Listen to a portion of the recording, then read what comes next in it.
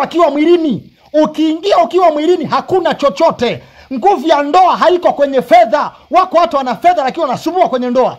Nguvu ya ndoa haiko kwenye vitu alivyokuwa navyo mtu. Anaweza akawa navyo lakini akakuangaisha. Nguvu ya ndoa haipo kwenye mwonekano wa mtu. Anaweza kuwa na mwonekano akakupasua kichwa, lakini nguvu ya ndoa iko rohoni.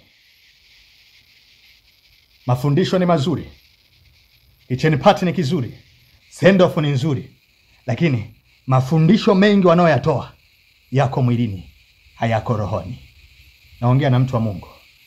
Kama unataka kufanikiwa kwenye mahusiano, kwenye ndoa, asili ya ndoa, Biblia nasema Mungu akaumba mtu mke na mtu mume kwa mfano wake, akawaweka kwenye mazingira ya kiroho kabla hawajavaa mwili, akawabariki. Ndoa yenye baraka, nguvu ya kukaa kwenye ndoa iko rohoni. Mungu akubariki.